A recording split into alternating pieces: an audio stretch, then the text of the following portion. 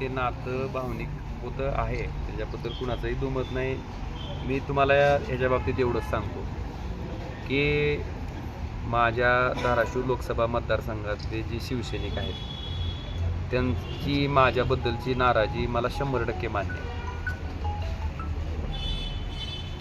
पण त्यांना मला एवढंच त्या ठिकाणी विश्वास द्यायचा आहे आणि सांगायचं आहे, आणि तेही जाणून आहेत की माझ्या वैयक्तिक स्वार्थासाठी मला काहीतरी मिळावं म्हणून मी हा निर्णय घेतलेला नाही. हा जो निर्णय आहे तो केवळ आणि केवळ जी कुचंबणा मागच्या कालखंडामध्ये त्यांच्या बाबतीत झाली, एका मंजुरी दिलेल्या ट्रान्सफॉर्मरला 3-3, 4-4 वर्ष नवीन इस्टिमेट करून त्या ठिकाणी त्यांना माझे दरवाजे, माझी उमरी झिजवावी लागले, आणि केवळ विरोधी पक्षात असल्यामुळं मिळणाऱ्या निधीचं जो त्रास सामान्य माणसाला सहन करावा लागला, मला वाटतं तो त्रास त्या ठिकाणी त्यांना होऊ देणार नाही, ह्याच्यासाठी हा निर्णय घेतला आहे. आणि विश्वास ठेवा, मी घेतलेला निर्णय निश्चितपणे आपल्याला भविष्यकाळात माझ्या कामाच्या माध्यमातून मी दाखवून देईन. तुमचे पारंपरिक विरोधक जे आहेत राणा जगजितसिंह पाटील, त्यांनी तुमचं महायुतीमध्ये स्वागत केले, कसं बघता त्याकडे? कसं असतंय, नीच वृत्ती आणि प्रवृत्तीच्या लोकांना जितकं नीचपणे वागता येते तेवढ्या नीचपणे ती वागत असते. त्यामुळे त्या व्यक्तीवर आपण बोलण्यापेक्षा मी त्या दिवशी सांगितलं की त्यांचं एक मतही मला नको, मी विरोधकाप्रमाणेच ती माझ्यासाठी असतील, त्याच्या बाबतीत माझ्या भूमिकेत कुठेही फरक पडणार नाही. आणि मी माझी वृत्तीला विरोध आहे, मी अजून परत अधोरेखित करा. आणि हा माझा विरोध आज आहे असं नाही. 2019ला शिवसेना आणि भाजप ज्यावेळेस एकत्र होतं पूर्वीच्या काळात तुम्ही बघितलेलं आहे, 14ला 19ला त्यावेळेस त्यांनी भाजपमध्ये आल्याच्या नंतर मी काही त्याला प्रचार विचार केला नाही, मी जाहीर विरोध केलेला माणूस आहे पहिल्या क्रमांकाला. आणि त्याचे व्हिडिओ फुटेज आज जी आहेत, त्यामुळे ती भूमिका माझी ह्या जन्मात तर कधी बदलणं शक्य नाही.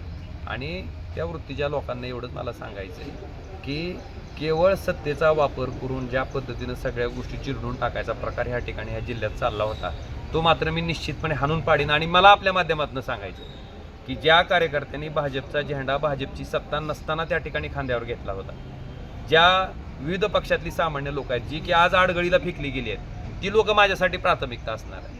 आणि निश्चितपणे त्यांना माझा स्वभाव, माझं काम त्या लोकांना माहिती आहे, त्यामुळे त्या लोकांचा विश्वास माझ्यावर असणार आहे. आणि सामान्य माणसासाठी काम करण्यासाठी मी आलोय, आणि ते करून दाखवून कामातनं मी ह्याला उत्तर देईन. दादा तुमच्या एक जिल्हा परिषद, नगर परिषद आणि ते दिसल ना रे. एक प्रश्न असा आहे दादा, तुमच्या प्रवेशानंतर जिल्ह्यातलं राजकारण बदललंय. आज उद्धव ठाकरे यांच्या सभेच्या जाहिराती सत्ताधारी गटाच्या काही नेत्यांनी दिल्यात, ह्या राजकारणाकडे कसं बघताय तुम्ही? मी म्हणतोय ना, वृत्ती किती नीच आहे तिचं द्योतक आहे ती. कारण आमच्या पक्षाच्या जाहिराती आजपर्यंत कधी आल्या होत्या का, कुणी दिल्या का?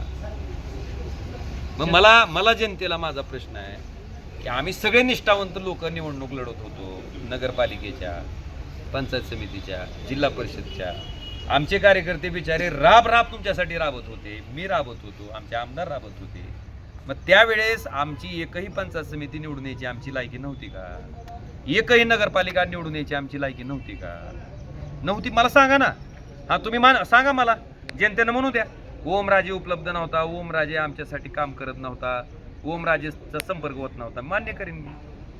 पण ओमराजे सगळंच करत होता, तरी आम्ही त्यांची लोक, तरी आम्ही त्यांना कुठलीही पंचायत समिती, कुठलीही नगरपालिका दिली नाही. का दिली नाही? का तर सत्तेतनं त्यांना कामं करता येणार नाही. मग हा संदेश जर जनतेनं दिला असेल तर ते मी केलं, तर त्यात काय चूक आहे?